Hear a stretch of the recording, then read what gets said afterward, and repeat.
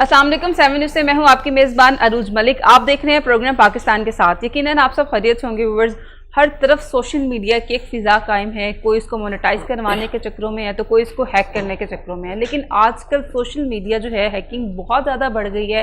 आपकी एप्लीकेशन जो हैं वो हैक हो जाती हैं, आपके मोबाइल जो हैं वो हैक हो जाते हैं, आपका डाटा जो है वो हैक कर लिया जाता है। इवन आपके पर्सनल डाटा, आपकी पिक्चर्स वगैरह, वीडियो वगैरह जो इंतहाई पर्सनल होती हैं वो लीक हो जाती हैं।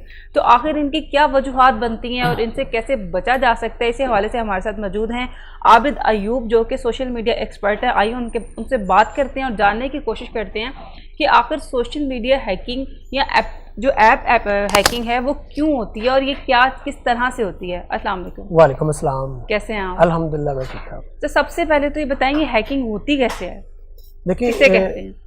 हम जो मोबाइल यूज़र्स हैं या जो एप्लीकेशन हम यूज़ कर रहे हैं यूज़र, इसकी कोई ना कोई एक छोटी सी गलती होती है जिसकी वजह से हमने कोई ना कोई लूप होल छोड़ देते हैं जो हैकर को फ़ायदा होता है और वो उस लूप होल को फ़ायदा उठाते हुए हमारे अकाउंट्स में, हमारे मोबाइल में या हमारे लैपटॉप में घुसता है और चीज़ें हैक करता है। लूप होल वो कौन सा होता है? लेकिन ये डिफरेंट है। बस मैं अगर मोबाइल की बात करूँ पहले नंबर पे, हम अगर मोबाइल में कोई एप्लीकेशन इंस्टॉल करने लगे तो शायद हमने कोई एक ऐसी एप्लीकेशन इंस्टॉल कर दी है जिसका कंट्रोल किसी हैकर के पास है या उसका ओनर या उसका एडमिनिस्ट्रेटर किसी दिन उसको डाटा को यूज कर सकता है नेगेटिव पर्पस के लिए। किस तरह की वो एप्लीकेशंस होती हैं? हमें किस तरह की कोई भी एप्लीकेशन हो सकती है, कोई भी एप्लीकेशन हो सकती है। लाइक जैसे आ जाता है कि अगर आपकी स्टोरेज फुल हो गई है तो ये एप्लीकेशन कर लें, तो वो भी एप्लीकेशन तो नहीं होती? वो मसला नहीं है। असल में क्या है कि जब भी हम कोई ऐप इंस्टॉल कर रहे हैं अपने मोबाइल में, उस ऐप के जो ओनर है या उसका जो डाटाबेस है वहाँ हमारी बहुत सारी इंफॉर्मेशन जा रही है।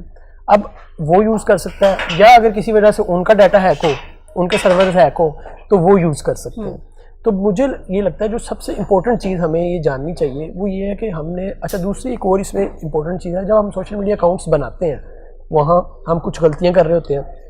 हम अपने अकाउंट्स को मुकम्मल सेव नहीं करते, उसमें मोबाइल रिकवरी नहीं लगाते, उसमें 2 वे ऑथेंटिकेशन नहीं ऑन करते, उसमें बैकअप कोड्स की अगर ऑप्शन है वो ऑन नहीं करते, हम उसकी रिकवरी ईमेल प्रॉपर नहीं दे रहे होते। इस तरह की बहुत सी छोटी छोटी मिस्टेक्स हैं जो हम कर रहे होते हैं। हम अपनी ईमेल को या हमने अपने अकाउंट्स को किसी दूसरे अनसेव्ड सिस्टम पर लॉगिन कर लेते हैं या कोई पब्लिक सिस्टम है जहाँ लाइब्रेरीज हैं या कहीं किसी यूनिवर्सिटीज़ हैं, ऑफिसेज हैं, किसी के भी डेस्कटॉप पे हम करके या लैपटॉप पे करके तो वो सेफ रहता है? नहीं सेफ, बिल्कुल भी सेफ नहीं। हम लॉगिन करते हैं और कहीं तो ओपन छोड़ जाते हैं और कहीं लॉग आउट कर देते हैं। मगर ये देखिएगा हम जहाँ से गुजर रहे हैं, हम जहाँ जहाँ चीज़ें लॉगिन कर रहे हैं, हम वहाँ अपने डिजिटल फुटप्रिंट छोड़ रहे हैं, वहाँ हमारा डाटा सेव हो रहा है। तो कोई भी हैकर आएगा, अगर लॉग आउट करते हैं फिर भी वहाँ पे डाटा हमारा सेफ रहता है। डेफिनेटली कुछ ना कुछ वहाँ सेव रहता है। फिर कभी कभी हम सब लोगों ने देखा होगा, अच्छा हम अगर इसको एक पैटर्न में चले ना तो वो ज़्यादा यूज़र के लिए आसानी हो जाएगी। सबसे पहली चीज़ जो हम कहते हैं, हमें लिंक्स आते हैं, हमें व्हाट्सएप पे, हमारे इंस्टाग्राम इनबॉक्स में या हमारे फेसबुक इनबॉक्स में, टिकटॉक के इनबॉक्स में लिंक आता है और उसके साथ कुछ थोड़ा सा लिखा होता है और इसको क्लिक करें और हम उसे क्लिक करते हैं। ये सबसे पहली और अहम गलती है जो हम कर देते हैं। हम देखे सुने जाने बगैर कि ये लिंक किसका, उसके ऊपर क्लिक करते हैं और वो लिंक किसी हैकर का बनाया हुआ हो सकता है। वो एक लिंक क्लिक करने से हमारे मोबाइल पे या हमारी डिवाइस जिससे हम उस लिंक को क्लिक कर रहे हैं उसके अंदर जितनी भी इंफॉर्मेशन है वो उसको गेट कर सकता है। फॉर एग्जांपल मैं हमने लैपटॉप से ये लिंक क्लिक किया, हम ब्राउज़र यूज़ कर रहे थे क्रोम, अब उसने क्या किया, हमारे ही उस क्रोम ब्राउज़र को एज इट इज़ डुप्लीकेट अपने पास कर लिया। अब उस क्रोम के अंदर जो कुछ लॉगिन है उसके पास वैसे ही लॉगिन हो गया। उसको कोई पासवर्ड नहीं चाहिए, उसको कोई लॉगिन नहीं चाहिए, उसको कोई ईमेल नहीं चाहिए, उसको कोई 2 वे ऑथेंटिकेशन नहीं चाहिए, उसने उसी को डुप्लीकेट कर लिया हुआ। अच्छा, पहले ये भी एक स्टेप मैं चाहूँगी कि आप स्टेप बाय स्टेप बता दें कि जब हम कोई एप्लीकेशन डाउनलोड करते हैं तो उसमें आपने बताया कि हम कुछ चीज़ों को इग्नोर कर देते हैं, तो किन चीज़ों को हमने इग्नोर नहीं करना? देखिए ख़ास तौर पे मैं एंड्रॉयड यूज़र्स के लिए बात करूँगा। 3 चीज़ें हैं, जब भी आपने कोई एप्लीकेशन इंस्टॉल करनी है इन 3 चीज़ों का ख़ास ख्याल रखें। और माएँ ख़ास तौर पे, क्योंकि उनका मोबाइल बच्चे इस्तेमाल कर रहे होते हैं, वो ज़रूर अपने बच्चों को ये 3 चीज़ें खुद भी इस पर अमल करें और बच्चों को भी सिखाएं। पहली चीज़, जब आप मोबाइल ऐप इंस्टॉल करने लगे हैं तो पहले सोचिए क्या मुझे इस ऐप की ज़रूरत है, क्या इसके बगैर काम चल जाएगा कि नहीं। ये बहुत अहम है क्योंकि बहुत सारे ऐसे काम जिनके लिए हम ऐप्स इंस्टॉल कर रहे होते हैं हमें ऐप्स की ज़रूरत नहीं होती। लाइक हमने बच्चों के नाम की ऐप्स रखी हुई है, आप प्ले स्टोर पे जाएं, ढेरों ऐप्स हैं, उनके लाखों में, मिलियंस में डाउनलोड्स हैं बेबी नेम्स ऐप की। इसी तरह status downloader WhatsApp status downloader है, इंस्टाग्राम रील डाउनलोडर है। इन ऐप्स की हमें जरूरत नहीं है। ये आप सिंपली ब्राउजर पे जाएं, वहां से जाके ये चीजें इजीली हो सकती हैं। तो इन कामों के लिए ऐप्स इंस्टॉल ना करें, क्योंकि आप जो भी ऐप अपने मोबाइल में इंस्टॉल कर रहे हैं उसके कुछ ना कुछ चीजें वो आपके डाटा उस ओनर तक जा रहा है, यानी कि आप अपने फुटप्रिंट्स बना रहे हैं, आप अपनी हैक होने की अवेलेबिलिटी बढ़ा रहे हैं। तो इसलिए सबसे पहली चीज ये फैसला करें कि हमने ये इंस्टॉल करनी है कि नहीं करनी। अच्छा, इंस्टॉल करने के बाद अगर हम अनइंस्टॉल करते हैं या डिलीट करते हैं तो डाटा हमारा फिर जी, भी मैं सेफ इस रहता पे हम बात कर लेते हैं। दूसरे स्टेप पे मैं पहले करूंगा। दूसरा ये, जब हमने डिसाइड कर लिया कि हमने इसको इंस्टॉल करना है, तो अब अगला सवाल है कहाँ से कर रहे हैं। अच्छा, ज्यादातर लोग तो गूगल प्ले स्टोर से ही करते हैं, मगर फिर भी बहुत सारे लोग एंड्रॉयड के दूसरे अनऑथेंटिक प्ले स्टोर वेबसाइट से, या कोई आपको एपीके भेज देता है या किसी वेबसाइट से एपीके डाउनलोड करके वो इंस्टॉल कर लेते हैं। वो नहीं करनी कभी भी। गूगल प्ले स्टोर के अलावा अगर आप एंड्रॉयड फोन यूजर हैं तो उसके अलावा कई थर्ड पार्टी से ऐप इंस्टॉल ना करें, गूगल से ही करें। गूगल से ही करें। उसमें क्या देखें, गूगल कम से कम काफी हद तक चीजों को बार बार कोड को स्कैन कर रहा होता है। उसको अगर उनका ऑटोमेटेड सिस्टम, उसमें उनको कोई फ्लॉ नजर आता है, कोई सिक्योरिटी ब्रीच नजर आती है, तो उस ऐप को बंद भी करवा देते हैं। तो एक पहला स्टेप आप उसको माइनस कर देंगे जब आप गूगल के अलावा किसी और स्टोर से इंस्टॉल कर रहे होंगे। तीसरी बहुत अहम चीज, जब हमने ऐप इंस्टॉल कर ली, हम देखे सुने बगैर उसे सारी परमिशन, वो हमसे गैलरी की परमिशन मांग रहा है, हमने दे दी। उसने माइक्रोफोन की परमिशन मांगी, हमने वो दे दी। उसने हमसे परमिशन मांगी कॉन्टेक्ट्स की, हमने दे दी। ये परमिशंस नहीं देनी। सपोज करते हैं ना, आपने एक आम सी गेम इंस्टॉल की है बच्चे के खेलने के लिए, अब वो गेम आपसे गैलरी की परमिशन मांग रही है, तो आप क्यों यस कर रहे हैं? वो परमिशन तो उन्हें गैलरी के साथ कुछ करना ही नहीं है। वो अगर आपके कैमरे की परमिशन मांग रहे हैं तो वो आप ना दें। अब ये यहाँ एक चीज समझना बहुत जरूरी है, परमिशन देने का मतलब क्या है, इससे होगा क्या। आप जिस भी ऐप को वो परमिशन दे रहे हैं, उसका जो एडमिनिस्ट्रेटर है, जो उसका ओनर है, वो किसी भी वक्त उस ऐप के थ्रू आपकी वो चीज इस्तेमाल कर सकता है। यानी आपने कैमरे की परमिशन दी है तो वो इसको फ्रंट बैक कैमरा किसी वक्त भी ऑन करके देख सकता है आप क्या कर रहे हैं। वो उस इवेंट की, उस वक्त की रिकॉर्डिंग कर सकता है, वो अपने पास सेव कर सकता है। आपने अगर माइक्रोफोन की ऑप्शन दी है तो वो किसी वक्त भी आपकी वीडियो ऑडियो रिकॉर्ड कर सकता है, सुन सकता है, और उसको लिटरली यूज भी कर सकता है, अपने पास डाउनलोड कर सकता है। अगर आपने गैलरी की परमिशन दी हुई है तो वो आपकी गैलरी में मौजूद हर तस्वीर, हर वीडियो को देख सकता है, उसको डाउनलोड कर सकता है, वहां से कुछ रख सकता है, वहां से कुछ डिलीट कर सकता है। तो ये देखें कि अब आप सोचिए कि आप एक अननोन बंदे को, जिसने एक एबीसी छोटी सी एक गेम बनाई है, आपको नहीं पता वो पाकिस्तान में कहीं रह रहा है, लाहौर में रहता है, काने में रहता है, या किसी और कंट्री में रह रहा है, आपने उसको अपने मोबाइल की गैलरी की एक्सेस दे दी, जो आपकी प्राइवेट पिक्चर है, आप अपने घर वालों को भी नहीं दिखाते, उसकी एक्सेस आपने उसको दे दी है। तो वो ये जरूर देखें कि किस ऐप को आपने कौन सी परमिशन देनी है। मैं एक एग्जांपल देता हूँ कि किन किन ऐप्स को परमिशन देनी जरूरी है। आप टिकटॉक यूज कर रहे हैं तो आपने अगर टिकटॉक के इन कैमरा जाके वीडियो बनानी है तो कैमरे की परमिशन के बगैर नहीं बनेगी, गैलरी की परमिशन के बगैर नहीं बनेगी, क्योंकि फिर वो वीडियो गैलरी में सेव होनी है, तो उसकी परमिशन के बगैर नहीं बनेगी। इंस्टाग्राम से आपने रील डाउनलोड कर रहे हैं या आप कुछ चीज अपलोड करने लगे हैं तो गैलरी की परमिशन चाहिए। मगर दूसरी ऐप, जैसे हमने गेम ऐप की, या हमने बेबी नेम्स की बात की, या हमने इस तरह की कोई और ऐप्स इंस्टॉल की हुई हैं, बच्चे खेलने की ऐप है, या कोई ऐप है जिसमें आप इंग्लिश सीख रहे हैं, उसको ये सारी परमिशन देने की कोई जरूरत नहीं है। तो परमिशन को जरूर देखें कि आप क्या परमिशन दे रहे हैं। इसमें एक चीज और ऐड कर दूं कि जब आप मोबाइल यूज कर रहे हैं तो आप वक्तन फवक्तन अपने मोबाइल फोन की ऐप्स में, सेटिंग में जाएं, ऐप्स मैनेजर में जाएं, और वो देखें कौन सी ऐसी ऐप है जो आप नहीं यूज कर रहे आजकल, उसको अनइंस्टॉल कर दें। और फिर उन ऐप्स को जो आपने परमिशन दी हुई है, कोशिश करें उन परमिशन को भी वक्तन फवक्तन चेक करते रहे, और किस ऐप को कौन सी परमिशन दे के हम उसको डीएक्टिव कर सकते हैं। डेफिनेटली कर सकते हैं।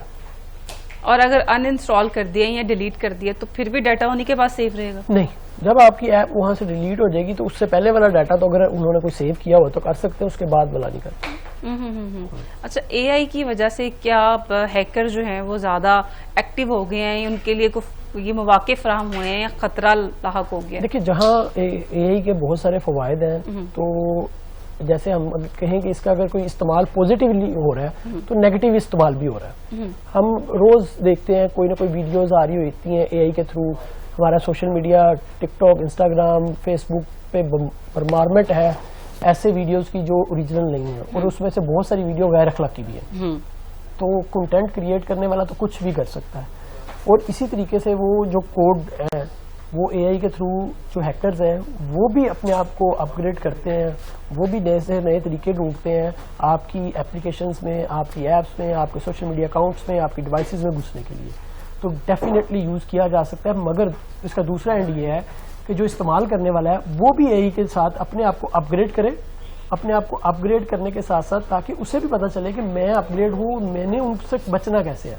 अच्छा, कौन कौन सी एप्लीकेशन जो है वो हैक हो सकती हैं? कोई भी एप्लीकेशन हैक हो सकती है, यूट्यूब भी हो सकता है? डेफिनेटली हो सकता है, और लोगों के होते हैं यूट्यूब अकाउंट्स, यूट्यूब के चैनल्स हैक होते हैं। बड़े बड़े यहाँ पाकिस्तान के बड़ा नामवर कुछ नाम है जिनकी चैनल पे पाकिस्तान में सबसे ज्यादा व्यूज आते रहे हैं, उनके चैनल हैक हुए हैं। तो यूट्यूब कैसे हैक हो सकता है?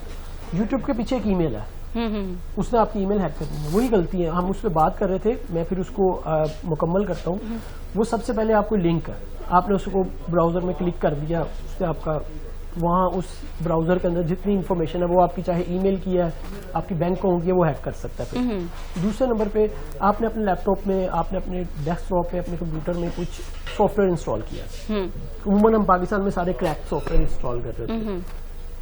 इंस्टॉल जिसने भी वो सॉफ्टवेयर को क्रैक किया था और क्रैक करके अपलोड किया था, वो उसके अंदर कोई कोड ऐड कर सकता। उस कोड के थ्रू वो आपके सिस्टम को भी हैक कर सकता है। उसका तरीका यह है कि कोशिश करें ऑथेंटिक सोर्सेज से, अगर आपने कोई सॉफ्टवेयर इंस्टॉल कर रहे हैं तो ऑथेंटिक वेबसाइट से उन्हें डाउनलोड करें। डाउनलोड करने के बाद जब उन्हें इंस्टॉल कर रहे हैं, अक्सर सब लोगों ने जो भी सुन रहे हैं, उन्होंने अगर कभी जिंदगी में कोई सॉफ्टवेयर इंस्टॉल किया, उन्होंने देखा होगा कि अक्सर सॉफ्टवेयर जब इंस्टॉल होता है उसके साथ वो कोई ना कोई और एक आधी चीज पैकेज के तौर पे ऐड हो रही होती है कि इसको भी इंस्टॉल कर दें, मगर हम यस यस यस करते जा रहे होते हैं। तो आप देखें, आपने जिस चीज को इंस्टॉल करना है सिर्फ उसे इंस्टॉल कर दें, बाकी को नो करें। उसे इंस्टॉल करने की जरूरत नहीं है, उसे इंस्टॉल ना करें। आज तक मेरे लिंक, मेरी इंफॉर्मेशन में मैंने बहुत सारे चैनल्स रिकवर करवाए हैं यूट्यूब पे, जिनके चैनल्स हैक होते हैं। इनकी सबसे बड़ी रीजन होती है उनने कुछ दिन पहले अपने लैपटॉप में कोई ना कोई सॉफ्टवेयर इंस्टॉल किया होता है या ब्राउजर की कोई एक्सटेंशन इंस्टॉल की होती है। उसकी वजह से हैकर जो है वो उनकी इंफॉर्मेशन तक जाता है और उसके पास वो इंफॉर्मेशन जाती है और वो उसको हैक कर लेता है। अच्छा, लेकिन यूट्यूब को मोनेटाइज कैसे करवाया जाता है? देखिए, यूट्यूब को मोनेटाइज जैसे ही आपके वो उनका एक क्राइटेरिया है, 4000 आवर्स आपका वॉच टाइम होना चाहिए लास्ट 365 डेज, यानी कि एक साल के अंदर, 8 से 1 साल पीछे तक। अगर आपका 4000 घंटे वॉच टाइम पूरा है, आपके सब्सक्राइबर 1000 प्लस हैं, तो आपके पास एक ऑप्शन आ जाएगी अर्न के पेज के ऊपर कि यहाँ से अप्लाई करें। वो बस स्टेप फॉलो करते रहें और अप्लाई करें, चैनल मोनेटाइज हो जाएगा। मगर इसमें बहुत ज़रूरी चीज़ है कि आपने वो वॉच टाइम पूरा करना है। अच्छा, ये बताइएगा कि कौन कौन सी एप्लीकेशंस हैं जो अब एआई के थ्रू जो है जनरेट की जा रही हैं? देखिए, एप्लीकेशंस काफ़ी ये है कोड, यानी कि आप कोई ऐप बना रहे हैं, जो जितना भी एआई है इसकी मुख्तलिफ वेबसाइट्स मौजूद हैं या कह लें आप मुख्तलिफ एप्लीकेशंस हैं एआई की, जिनके थ्रू बहुत सारे काम हो रहे हैं। लोग कोड जनरेट करते हैं, उस कोड से आगे वो वेबसाइट्स भी बन रही हैं, ऐप्स बन रही हैं, चीज़ें हो रही हैं। हर जगह एआई का रोल अपना है। जो आईटी सेक्टर है, हम आईटी सेक्टर के बाहर की अगर बात करेंगे तो वहाँ लोगों ने अभी एआई का बहुत कम इस्तेमाल करना शुरू किया, मगर आईटी सेक्टर में बहुत ज्यादा है। अब जो डेवलपर कोई चीजें डेवलप कर रहा है, कोई वेबसाइट बना रहा है या कोई एप्लीकेशन बना रहा है या वो कोई सॉफ्टवेयर बना रहा है, तो वो एआई से, चैट जीपीटी से और इस तरह की और वेबसाइट्स हैं उनकी मदद के बगैर नहीं काम कर। वो अपनी चीज़ों को ऑथेंटिकेट करने के लिए, कुछ नया सोचने के लिए, कुछ नया ऐड करने के लिए एआई को यूज लाजमी करना है। तो एआई का इस्तेमाल इसमें हर जगह, आप कुछ भी बात कर लेंगे। मैं इसी की एक एग्जांपल दूं फेसबुक की। फेसबुक में एआई का बहुत इस्तेमाल है कि हम कोई बात कर रहे होते हैं, हर सुनने वाले ने, इवन आपने भी ये नोट किया होगा कि आप किसी के साथ कोई बात करते हैं, थोड़ी देर बाद उससे रिलेटेड आपको ऐड आना शुरू हो जाती है, पोस्ट आने शुरू हो जाती है। एआई बेस्ड है। आप किसी एक वेबसाइट पे क्लिक करके उसे ओपन करते हैं, उस वेबसाइट से रिलेटेड आपको कितने दिन ऐड आते रहे। ये सब कुछ वो उनका जो ऐड अच्छा, जो ये कहा जाता है कि फेसबुक जो है वो देख भी रहा है, सुन भी रहा है, तो हमने ये ऑप्शन सारी एक्टिव की हुई है, इस वजह से ऐसी एक्टिविटीज होती हैं। डेफिनेटली, क्योंकि हमने फेसबुक ऐप को में माइक्रोफोन अलाउ किया हुआ है, हमने कैमरा अलाउ किया हुआ है, हमने गैलरी अलाउ की हुई है। आप यकीन माने, मुझे अभी तक कोई ऑथेंटिक सबूत नहीं मिला, यानी कि इसका डॉक्यूमेंटेड प्रूफ नहीं है मगर मुझे तो अब ये लगता है कि फेसबुक या जितने भी सोशल मीडिया प्लेटफॉर्म्स हैं वो हमारे माइंड पे भी असर कर रहे हैं। माइंड से बड़ा कि हम जो सोच रहे हैं, मेरा यही उससे related क्वेश्चन भी। था, अभी नेक्स्ट क्वेश्चन यही था कि ऐसा अक्सर होता है कि अगर आप कुछ सोच रहे होते हैं तो वो चीजें आपके सामने आना शुरू हो जाती है, ऐसा कैसे मुमकिन है? आपका जहन कैसे? बहुत दफा मैंने ये नोट किया है कि हम जो सोच रहे होते हैं, किसी पॉइंट पे बात कर रहे हैं, यानी कि माइंड में सोच रहे हैं कि ये चीज होनी चाहिए, उससे रिलेटेड कोई ना कोई पोस्ट नजर आ जाती है। ऐसे कैसा मुमकिन ये है? मैं बताने लगा हूँ, ये पॉसिबल है, इसका कोई अभी तक डॉक्यूमेंटेड प्रूफ अवेलेबल नहीं है। यानी कि क्योंकि हम जैसे अभी मैंने बात की लिंक क्लिक करने की, हमारे बात करने की बात से सुन के वो अगर कर रहा है, इसके सबके डॉक्यूमेंटेड प्रूफ अवेलेबल है कि ये कैसे पॉसिबल है। ये जो है जो माइंड में है उसका कोई डॉक्यूमेंटेड प्रूफ नहीं है, मगर इस पे कुछ लोगों की राय है, वो मैं आपसे शेयर करता हूँ। मसलन एक राय ये मौजूद है, कहा जाता है कि बेसिकली क्या कर रहा है कि ये जितने भी एल्गोरिदम्स काम कर रहे हैं, जब हम कुछ सोच रहे होते हैं, हम उसके रिलेटेड कुछ ना कुछ बातें करते हैं दोस्तों से, हम कोई ना कोई अपने मोबाइल डिवाइस से उससे रिलेटेड कोई एक्टिविटी परफॉर्म करते हैं, तो वो बेसिकली हमारे माइंड को नहीं पड़ता, हमारी उस एक्टिविटी को नोट कर रहा होता है। लेकिन बाज़-औक़ात तो ना किसी से बात की जाए तो फिर कैसे मैंने मुमकिन ये है? नोट किया है, ये होता है। मगर इसका अभी तक ये जितने भी हम प्लेटफॉर्म्स हैं सोशल मीडिया के, इनके जो एल्गोरिदम है उनमें कोई डॉक्यूमेंटेड प्रूफ नहीं अवेलेबल ये माइंड को सेट। हाँ, इसमें एक और चीज जरूर है कि वो आपका मूड चेंज करता है, मूड चेंज कर सकता है, आपकी सोच का पैटर्न जो आप इस वक्त सोच रहे हैं। मसलन आप अभी इंस्टाग्राम ओपन करें और एल्गोरिदम या जो भी फेसबुक या इंस्टाग्राम का ओनर इस वक्त उसको रन कर रहा है, वो चाह रहा है कि इस रीजन में एक अब मैंने लोगों को दुखी करना है, तो वो आपको दुखी पोस्ट दिखाना शुरू कर दे। सोचें आपको 1 मिनट में आपको 10 रील सारी की सारी दुखी नजर आना शुरू हो जाए, 10-15 मिनट बाद आप फील करना शुरू कर देंगे उस तरह का। ये एल्गोरिथम, एक तो ये वो काम बेसिकली तो वो आई बॉल्स पे काम कर रहा था कि जिसपे हमारी आई बॉल ज्यादा स्टे करती है, मगर वो इसको कंट्रोल भी कर सकते हैं। बिल्कुल ठीक है। हम बात कर रहे हैं सोशल मीडिया हैकिंग पे कि हर बंदे का आजकल ये कंप्लेन आती है कि जी मेरा अकाउंट हैक हो गया, एप्लीकेशन हैक होगी। हमारे साथ रहिएगा, चलते हैं एक ब्रेक की जानिब।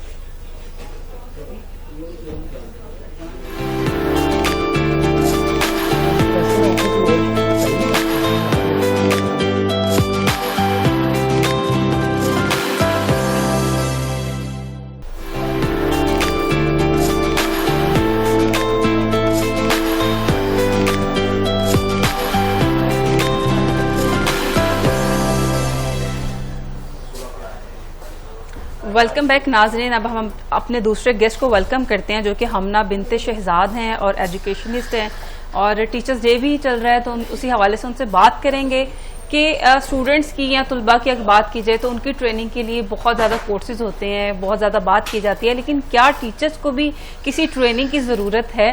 तो चलते हैं हमना की तरफ और उनसे बात करते हैं। अस्सलाम वालेकुम। वालेकुम अस्सलाम। कैसी हैं आप? जी फाइन।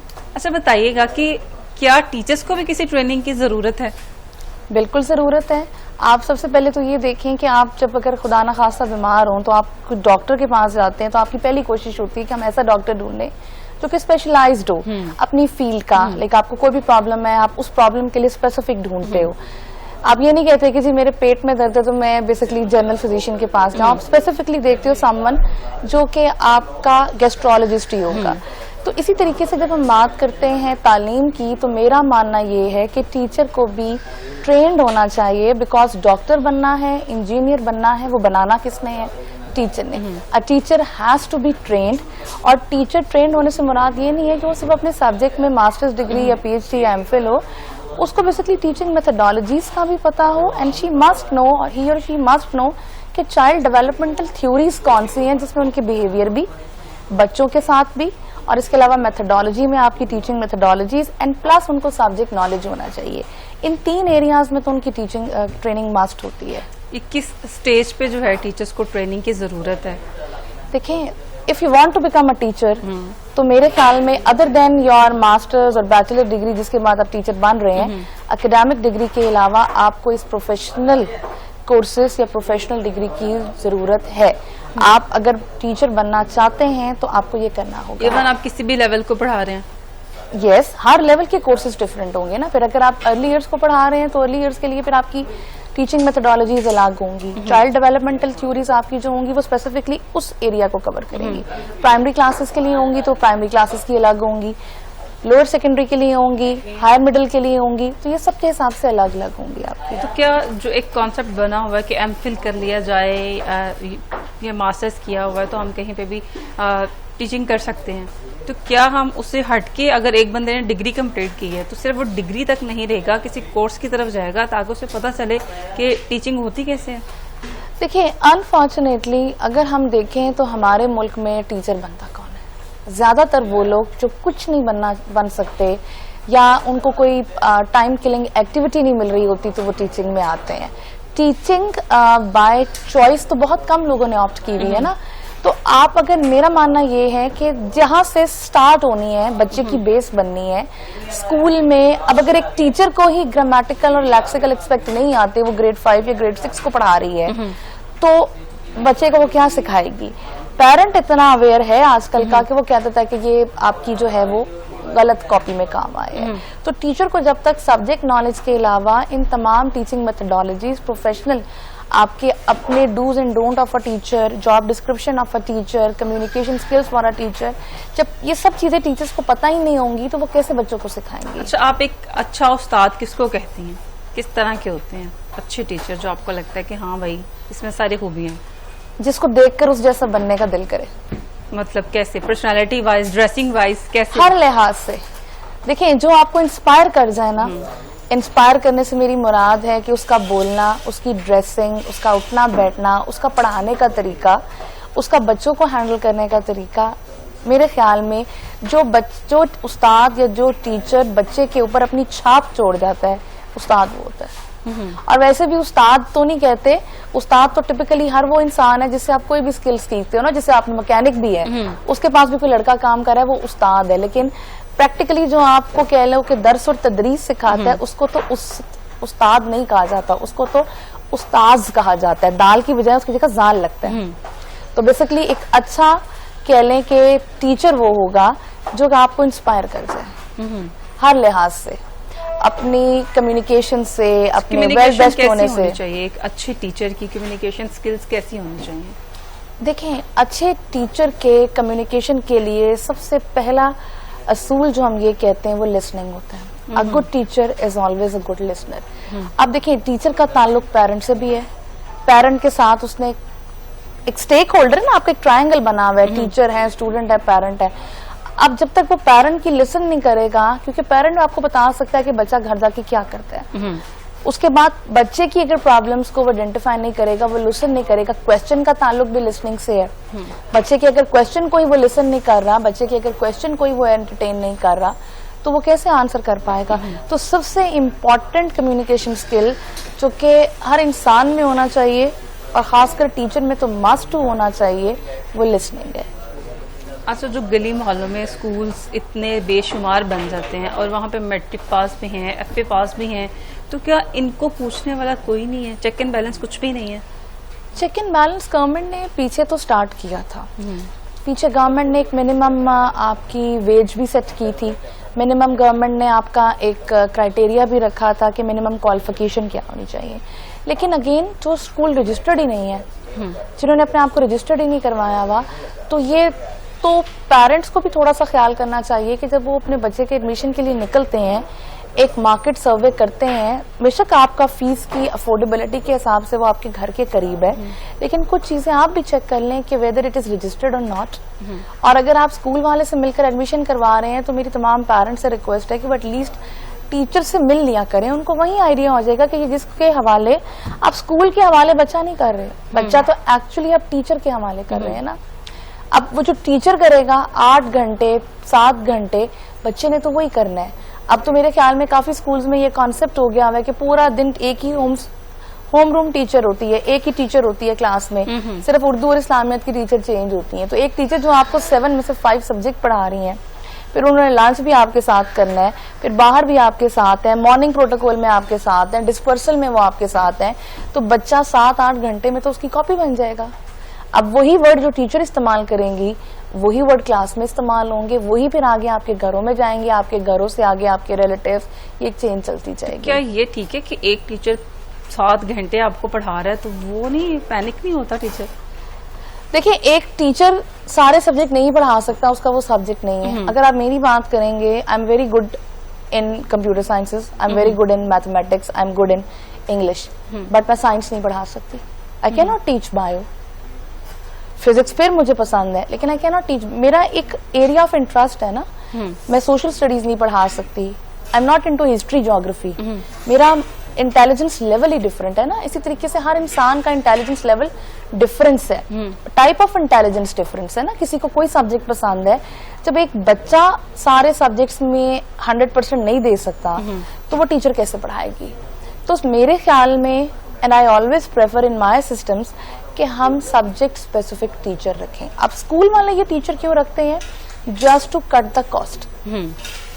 अच्छा, कॉस्ट की आपने बात की, अगर प्राइवेट सेक्टर की बात करें या एलीट स्कूल्स की बात करें जो अच्छे खासे एक्सपेंसिव भी होते हैं, और अगर फिर मिडिल क्लास स्कूल्स की बात करें या गवर्नमेंट सेक्टर की बात करें, तो तीनों में टीचर्स जो हैं वो चेंज हैं, उनकी ट्रेनिंग चेंज है, उनका वे ऑफ कम्युनिकेशन चेंज है, वे ऑफ टीचिंग चेंज है। तो ये मेजर डिफरेंस क्यों है? पहली चीज तो ये कि जो कि आपके एलीट क्लास स्कूल है ना, वो आपकी स्कूलिंग को बहुत प्रेफर करते हैं। वो सबसे पहले आपसे पहला क्वेश्चन ही ये पूछते हैं, because I was part of that school और मैं उनके हेड ऑफिस में रही हूँ। वो सबसे पहले आपसे पूछते हैं कि आपकी स्कूलिंग कहाँ की है। स्कूलिंग पूछने का मकसद क्या होता है? आपकी बेस कैसी है। आपकी बेस अच्छी होगी तो ऑटोमेटिकली आपकी स्पोकन, आपकी राइटिंग एबिलिटीज बेहतर होंगी, चाहे आप इंग्लिश के सब्जेक्ट के लिए आए हो, जर्नल सब्जेक्ट के लिए आए हो, चाहे उर्दू के सब्जेक्ट के लिए। नंबर 2, जो मेजर काम करते हैं, जो एक आप कह रहे हैं कि मीडियोकर स्कूल है या मिडिल क्लास स्कूल है, वो टीचर को सैलरी बहुत कम दे रहा है। सैलरी जब कम दे रहा है तो सैलरी ही वो बड़ी मुश्किल से इतनी दे रहा है, और वो प्योरली एक एजुकेशनिस्ट माइंड से नहीं है, वो प्योरली एक बिजनेस ओरिएंटेड प्लान से आया है। वो टीचर पे इन्वेस्ट नहीं करता in term of trainings. Elite school, अगर आपको स्कूलिंग और इंटरव्यू प्रोसेस के बाद आपको वही सब्जेक्ट देते हैं जो सब्जेक्ट आपने पढ़ा होता है, वो आपको ये नहीं कहेंगे कि ये है। अगर उनको लगता है कि यहाँ पर आपके पास एक गैप है, उनके अपने ट्रेनिंग डिपार्टमेंट्स होते हैं, वो उन ट्रेनिंग डिपार्टमेंट्स में से समटाइम्स आपकी सैलरी में से कोई पोर्शन डिडक्ट करके आपको ट्रेनिंग देते हैं, या समटाइम वो ही आप पर इन्वेस्ट करते हैं, क्योंकि उनके पास प्रॉपर पॉलिसीज होती हैं कि आपने अब इस कोर्स के बाद यू आर बेसिकली आप पे ड्यू है कि आपने इतना अरसा हमारे साथ सर्विस करनी है। एक तो ये वजह है। दूसरे, उनके पर्क्स एंड बेनिफिट्स बहुत अच्छे होते हैं। आपकी कह लें कि प्रोविडेंट फंड, इसके अलावा चाइल्ड एजुकेशन, जिसकी वजह से वहाँ टीचर का टर्नओवर नहीं है। अब मीडियोकर स्कूल का प्रॉब्लम क्या है? एक तो वो इन्वेस्ट नहीं कर रहा। लेट सपोज उसने आप मुझे या किसी को बुलाकर ट्रेनिंग दे भी दी, हमें एक बड़ी मुश्किल से पेमेंट कर भी दी, लेकिन होगा क्या? अब वो टीचर 500 रुपए के लिए या 1000 रुपए के लिए स्कूल छोड़ के चली जाएगी। कोई पॉलिसी नहीं है, पैसे काट लिए, पॉलिसी नहीं है, या साथ वाले ने ज्यादा दे दी है।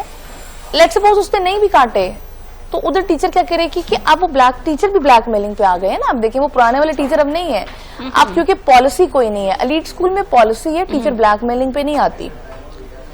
टीचर के पैर भी बंधे हुए हैं, provident fund, different perks and benefits, child education free and all that. देखें, एक स्कूल है जो कि बहुत महंगा है और आपके 2 बच्चे पढ़ रहे हैं और आपको लाइक पता चल जाता है कि आपने 60-70,000 पर मंथ देने हैं। अब वो उनमें से एक बच्चा फ्री हो गया, एक हाफ पे आ गया, अब आपको देना पड़ रहा है सिर्फ 10-15 हजार रुपया। वो टीचर क्यों छोड़ कर जाएगी? वो तो कहेगी कि थोड़ी सी डिडक्शन भी हो रही है और ऊपर से मुझे कोर्सेज भी करने को मिल रहे हैं, तो फायदे में तो मैं। सामने का टीचर्स ब्लैकमेल भी होते हैं, ब्लैकमेल भी करती हैं, भी टीचर्स एक दूसरे को ब्लैकमेल करते हैं। वो कैसे करते हैं? नहीं, स्कूल मालकान को भी किया जाता है कैसे? और देखें, let's suppose there is a teacher, let's suppose मैं टीचर हूँ and I am very good in, समझ लें एक सब्जेक्ट में मैं बहुत अच्छा पढ़ा रही हूँ, स्कूल में मेरी है भी, मेरी वजह से एडमिशन भी इंक्रीज हो रहा है, ठीक है, लोग मेरे सेक्शन में भी आना चाहते हैं। अब आपने मुझे एक कोर्स भी हमारे स्कूल में हो गया, मैंने कर लिया और मेरे पास वो सर्टिफिकेट भी आ गया। नाउ आई वांट कि मेरी सैलरी को रेस किया जाए। अब कंपैटिटर जो इस विसिनिटी में मजीद स्कूल हैं, वो चाहेंगे कि मुझे लें, लेकिन मुझे जो कंफर्ट स्कूल में है मे बी वहां ना मिले, तो मैं तो आपको ब्लैकमेल करूंगी ना कि अब मुझे उधर जाना है, वो मुझे इतने पे बुला रहा है, मेरी सैलरी रेज करें। या तो स्कूल मुझे कहेगा कि आप छोड़ के चली जाए, या तो वो फिर मुझे अगर रिटेन करना चाहेगा तो मेरी फिर टर्म्स एंड कंडीशन पे आएगा। अच्छा, अगर एआई की बात करें तो हर फील्ड में एआई जो है वो हर तरफ ही एआई का चल रहा है, तो क्या टीचर्स इतने अवेयर हैं कि एआई को यूज करते हुए वो क्या अपनी स्किल्स इम्प्रूव कर रहे हैं? कुछ टीचर्स जिनमें सेल्फ लर्निंग का शौक है वो कर रहे हैं, लेकिन अगेन जैसे कि मैंने आपको पहले बताया कि there is basically a majority of those teachers और those people who doesn't want to become a teacher, but they are teacher due to various reasons.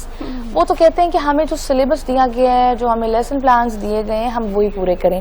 लेकिन अगर आप इन डिजिटल टूल्स का, जीपीटीज का और इसके अलावा बहुत सारे आपके पास एआई ने आपको टूल्स प्रोवाइड कर दिए हुए हैं, जिनको यूज करते हुए ना सिर्फ आप अपने लेसन प्लान्स बल्कि इसके अलावा आप अपनी कंटेंट राइटिंग, आप अपने वर्कशीट्स, आप अपने कॉम्प्रिहेंशंस, एसेस बहुत बेहतर बना सकते हैं।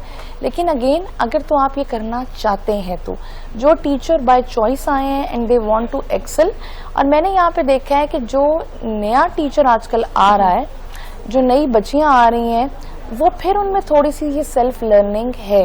8-10 साल पुरानी चलें या उससे पुराने चलें, लेकिन उन लोगों में ये नहीं है। अच्छा, अगर लाहौर की बात की जाए तो लाहौर इस वजह से भी बहुत फेमस है कि रे अड़े का मसला रहता है बच्चों को, तो क्या टीचर बच्चों का ये मसला हल कर सकती है? या मुझे लगता है कि टीचर बेसिकली जो है वो टीचर से ये मसला स्टार्ट होता है, क्योंकि अगर हम मिडिल क्लास स्कूल्स की बात करें तो टीचर्स का अपना भी ये मसला आ रहा होता है, फिर आगे वो बच्चों में भी शिफ्ट हो जाता है। तो क्या कहना चाहेंगे आप?